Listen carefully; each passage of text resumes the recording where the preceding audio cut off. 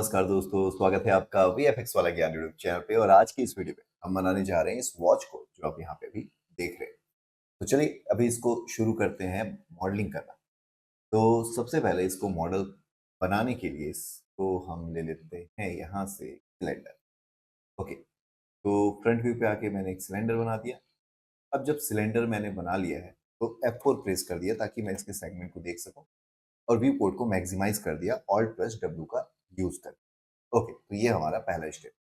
अब मॉडिफायर पे चलते हैं। अब मुझे ये जो राउंड है इसका, ये बहुत स्मूथ चाहिए, तो मैंने साइड्स का जो वैल्यू है उसको इंक्रीज कर दिया।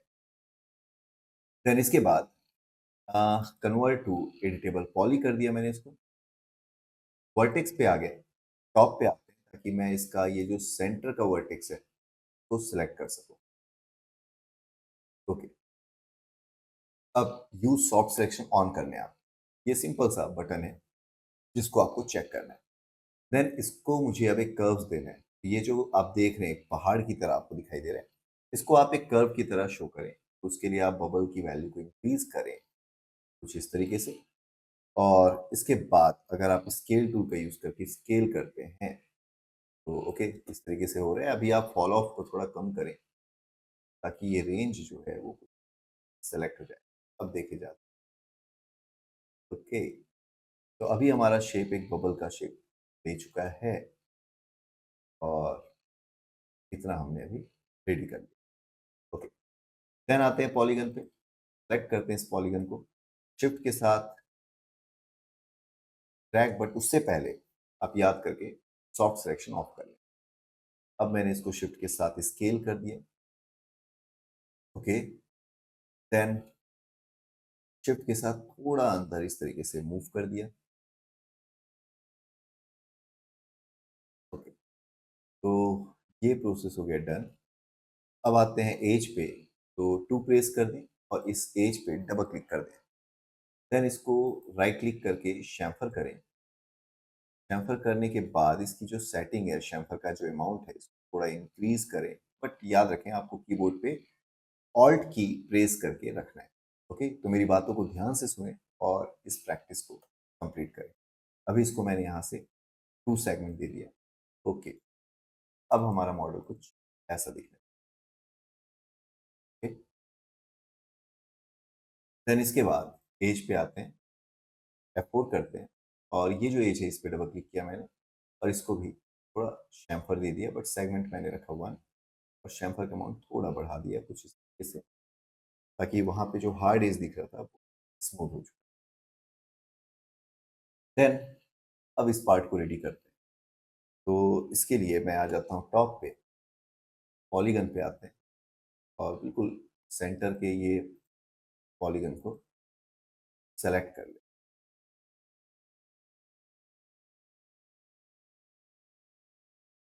या फिर आप एक काम कर सकते हैं, अब आपको आ जाना है सिलेंडर पे और बिल्कुल सेंटर पे आप इस तरीके से सिलेंडर क्रिएट करें, फ्रंट पे आ जाए और थोड़ी सी हाइट दे दें इसको। मूव टूल का यूज करके आप बिल्कुल को इस तरीके से सेट कर दें। अलाइन टूल का आप यूज कर सकते हैं, ऑल्ट प्लस ए क्लिक करें और इसको वाई के बदले केवल वाई और एक्स आप देख सकते हैं। ये मैंने इसको केवल एक्स पोजीशन पे रखा हुआ है। सेंटर सेंटर पे ओके कर दिया ताकि ये परफेक्टली सेंटर पे ऐड हो जाए। ओके, मॉडिफायर पे आते हैं, F4 प्रेस करते हैं। इसमें इस सेगमेंट की रिक्वायरमेंट नहीं, हटा देते हैं। बाकी स्मूथनेस के लिए ये ठीक है। Convert to editable poly, 4 press करते हैं ताकि पॉलीगन मोड पे चले जाओ। शिफ्ट के साथ ड्रैग करते हैं और फिर इसके बाद कुछ इसको मैं ऐसा स्केल करता हूँ। अगेन थोड़ा स्केल करता हूँ और हल्का सा ऊपर मूव भी कर लेता हूँ। फिर again scale, one more time. यहाँ पे क्रीज देने के लिए मैंने एक बार और स्केल किया। शिफ्ट के साथ फिर कुछ इस तरीके से ड्रैग कर दिया और उसके बाद फिर से स्केल किया और फिर थोड़ा सा और स्केल करके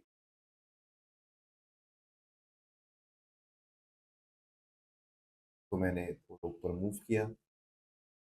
okay, then again scale, but scale से पहले मैं इसको थोड़ा सा ऊपर मूव करता हूँ, बहुत ही कम। और उसके बाद तरीके से स्केल कर देता हूँ, शिफ्ट के साथ ड्रैग, स्केल टूल का यूज करके कुछ ऐसे शेप में स्केल कर लिया। ओके, तो अब ये पार्ट हो चुका है डन, और अभी हमारा मॉडल कुछ ऐसा दिखाई दे रहा है। इसको अभी के लिए हम एक कलर पिकर से मैं ये कलर ले लेता हूँ, आप चाहे तो मैनुअली भी ये कलर दे सकते हैं। ओके, अब आते हैं इस पार्ट पे। तो इसके लिए हम ले लेते हैं यहाँ से टॉरस, जो आपको मिलेगा एक्सटेंडेड प्रिमिटिव पे, और यहाँ से आके हम सॉरी स्टैंडर्ड प्रिमिटिव पे ही हमें मिल जाता है। बस फ्रंट पे आते हैं और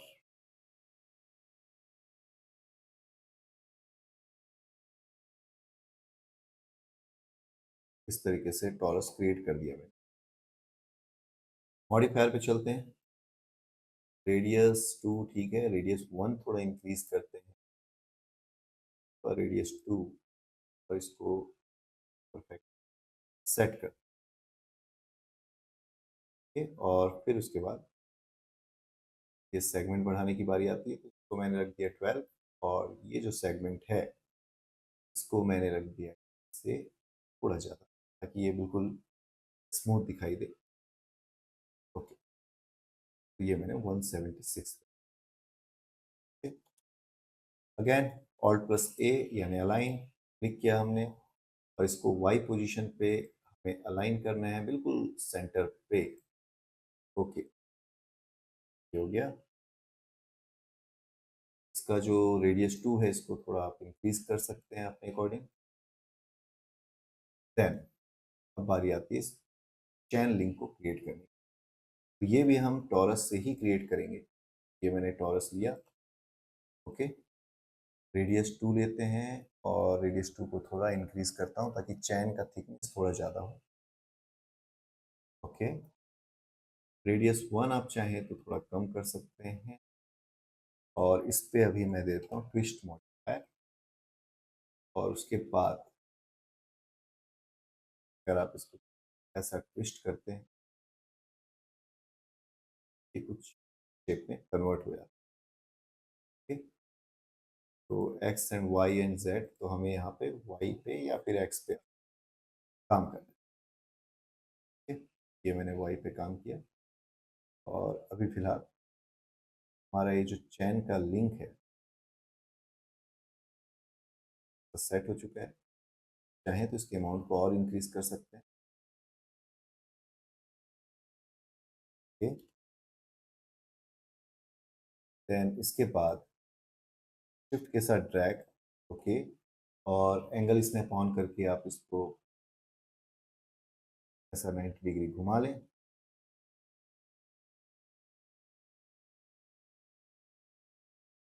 तो ये 90 डिग्री हमने रोटेट कर दिया। अब चाहें तो इसे कन्वर्ट टू टेबल पॉली भी कर सकते हैं, और अब बस इसकी कॉपी रेडी करते जाना है। और ध्यान दें, जब कॉपी करें उससे पहले आप इसको बिल्कुल इस तरीके से टच करा लें, बट ओवरलैप ना करें।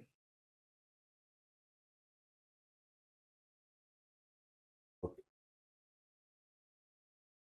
अब फ्रंट पे चलते हैं, और शिफ्ट के साथ मैंने ट्रैक किया। नंबर ऑफ कॉपी आप अपने अकॉर्डिंग अरेंज कर लें, जैसे कि मैंने कर लिया 20। तो ये एक पूरा चैन की तरह दिखाई देने लगा। अभी सब अलग अलग हैं, राइट क्लिक करते हैं, convert to table poly already किया हुआ है, बट फिर भी मैंने कर दिया, कोई बात नहीं। राइट क्लिक, अटैच, और उसके बाद बाकी को अटैच कर। तो बस इस तरीके से आपको क्लिक करते आना है, और ये अटैच होता जाएगा, देख सकते हैं। इस अटैचमेंट के और भी अलग अलग तरीके हैं, वो भी हम आगे आने वाले। फिलहाल यहाँ पे मैं मैनुअल एक एक ऑब्जेक्ट को सिलेक्ट करके अटैच कर रहा हूँ, और ये पूरा अटैचमेंट होने के बाद अब मुझे इसको ऐसा कर्व देना है। तो इसके लिए मैं यूज़ करूँगा लाइन टूल का। फ्रंट पे आते हैं, और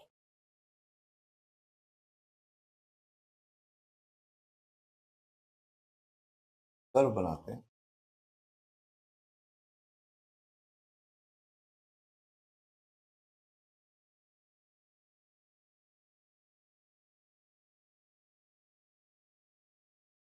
ओके।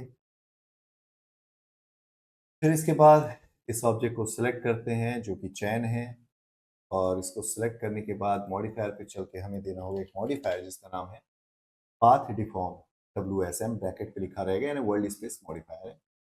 पिक पाथ, और हमने पाथ को पिक कर लिया, मूव टू पाथ कर लिया। एक्सिस आप इस तरीके से अरेंज कर लें, स्टेज की वैल्यू आप सेट कर लें अपने अकॉर्डिंग, चाहे तो परसेंटेज भी सेट कर सकते हैं, और इसी तरीके से चाहे तो इसकी स्केलिंग पे भी आप काम कर सकते हैं।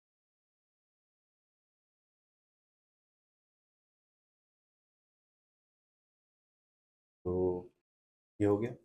अब अगर इस पाथ पे मैं कोई भी चेंजेस करूँ, जैसे कि वर्टेक्स मैंने सेलेक्ट किया इस पाथ का, और इसको मूव कर देता हूँ अगर मैं पीछे की तरफ,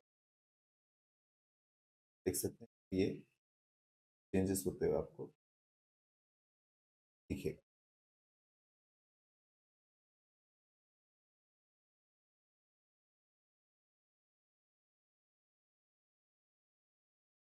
तो ये पार्ट हो गया डन। अब अगर हमें ये ऑब्जेक्ट रेडी करना है, कुछ इस तरीके से बनाना है, तो मैं आ जाता हूँ स्फेयर लेके टॉप पे, और यहाँ पे मैं एक स्फेयर रेडी करता हूँ।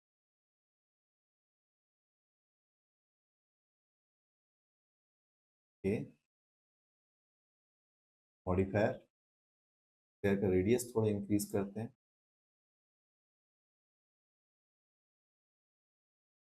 ये साइड है हमारे पास अभी फिलहाल 32। ऑल्ट प्लस ए यानी अलाइन, और बिल्कुल सेंटर पे अलाइन कर देते हैं, वाई पोजीशन और एक्स पोजीशन पे।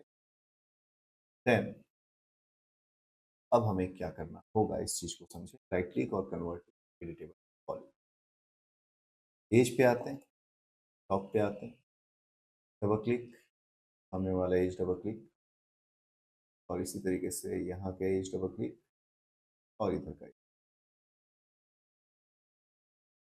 तो अब अगर आप देखें तो ये चार एजेस सिलेक्टेड हैं, बट अगर आप चाहें तो इधर से भी ये सेंटर एज ले लें, इधर का ये सेंटर एज ले लें, और ऐसा ही